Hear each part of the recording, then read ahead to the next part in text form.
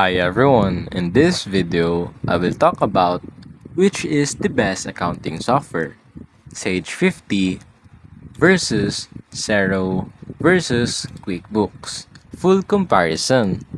Now, first things first is what is it best for? The Sage 50 is best for small to medium businesses needing needing strong offline capabilities.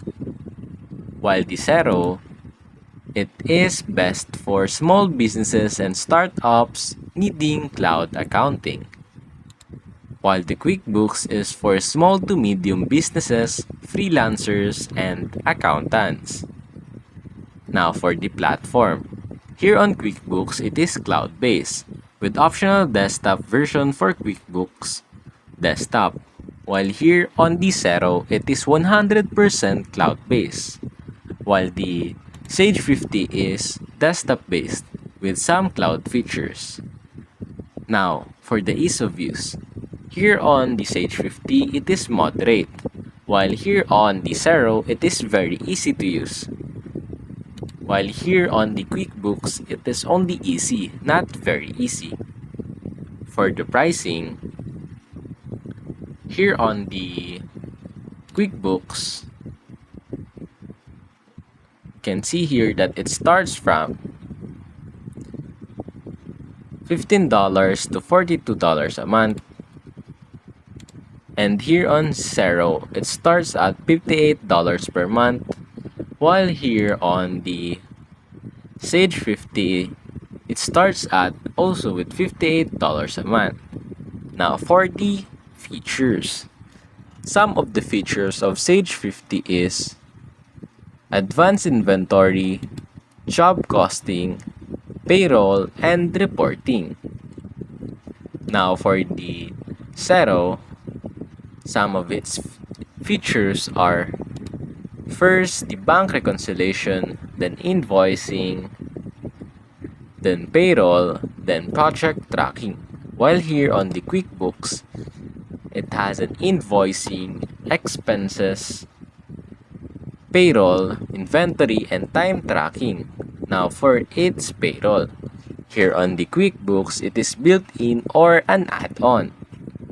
While here on the Xero, it is add-on via Xero payroll or integration. On Sage 50, it is also built-in with extra fee too. Now for inventory management, here on Sage 50, it is strong, ideal for businesses with lots of stock. Here on Xero, it is good but basic on lower plans. And for QuickBooks, it is also good including in plus and advanced plans. Now for the integrations.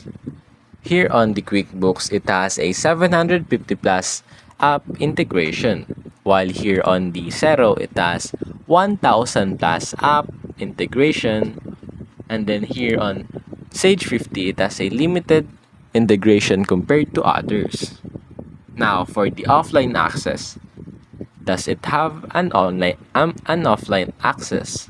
Here on Sage 50, yes. But here on Xero, no. And here on QuickBooks, partial, but only on the desktop version. Now for the learning curve. Here on the QuickBooks, you have beginner to intermediate friendly. While here on the Xero, it is very beginner friendly. While here on the Sage 50, it has a steeper learning curve, more traditionally accounting software. So, what should you choose? So, choose Sage 50 if you want a strong inventory management, job costing, and desktop control. Good for manufacturers, construction, and traditional businesses. Now, choose Xero if you want a